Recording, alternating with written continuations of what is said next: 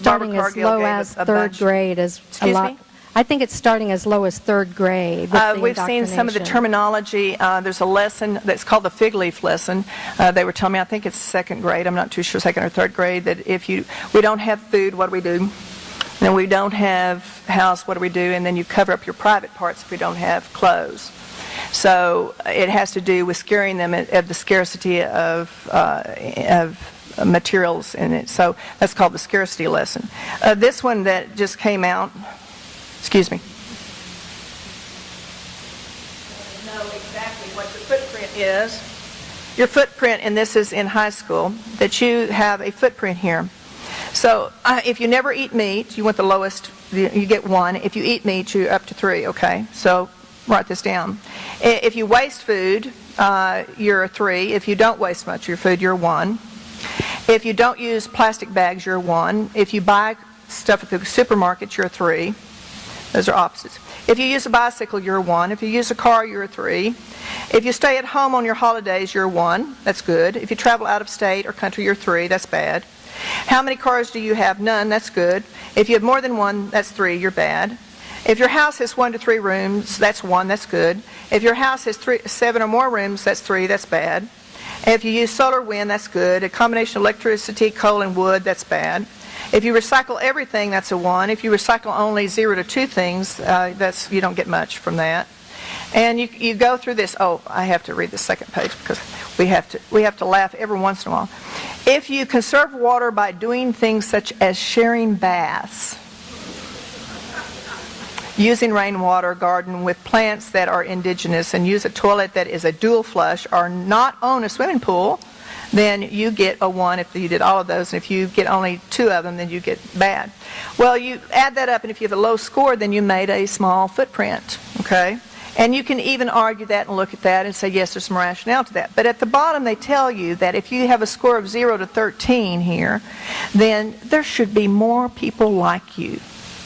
Because you're taking baths with a lot of people in a room 1 to 3, and you use a bicycle, and you eat everything. But if you do too much of that, then it says that our planet cannot support very many people like you.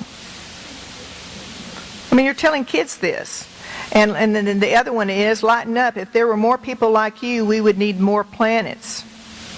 And telling kids that if you live and eat meat every day, waste a little food, drive a car, take a vacation, live in a house of 7, it's bad.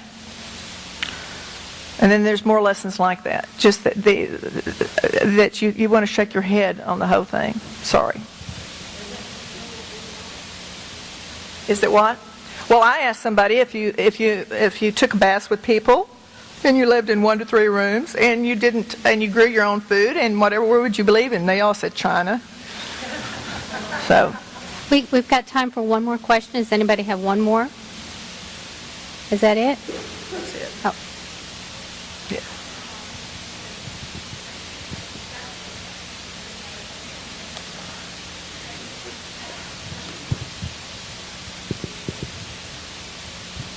Okay, they've implemented CSCOPE, and then they put STAR in.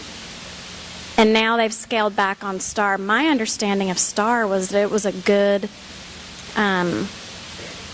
checks and balances because the State Board of Education had control over STAR. Is that right? Okay, STAR is published by Pearson. Pearson is out of the United Kingdom. They've had a contract with the state of Texas to produce our standardized testing based on what's called criterion reference. In other words, what you teach is what we test you on. Mm-hmm. There's a bill right now that allows local people to decide if they want to go to a national norm test. A national norm test is where you compare your child's results on a standardized test with everybody else in the nation, so you know how your child stands in regard to other people. And the STAR test is basically what we teach. This is our TEKS, or are they learning what we think they're learning. But I can guarantee you right now, I took 2 plus 2 is 4, went to a high school sophomore class, and I asked them, I said, if I put 2 plus 2 on your test, on your tax test at that time, I said, would you get it right? You wouldn't skip it? Oh, Ms. Mac, don't be ridiculous. I took them through 5 steps of how to rewrite 2 plus 2. And at the end, half of them said they would have skipped it. The majority of kids in Texas skip anywhere from 3 to 5 questions on a standardized test on appearance alone. Then also, test designers know where to put what's called the easiest wrong answer so that you can also guarantee, and I can prove to you how Pearson has manipulated the grades on past years just by positioning of questions. And yet those things are never brought out. With me, I tell my kids that a STAR test is only that proves that you can take the STAR test, and I'll show you exactly the personality of this test, and then you can either do it or not do it, whatever, and I can show you the techniques in it, in doing it. But when CSCOPE came out and said it was a guarantee for STAR test, that was false misrepresentation, because the only way you can do that is if you worked for STAR, since it was a new test and you knew their format, their personality of their questions in it. And you can't guarantee until you see at least 3 of their tests, and then you can determine a standard personality or format. Talk to you about that if you want to. Thank you all so very much. Get out there and raise heck.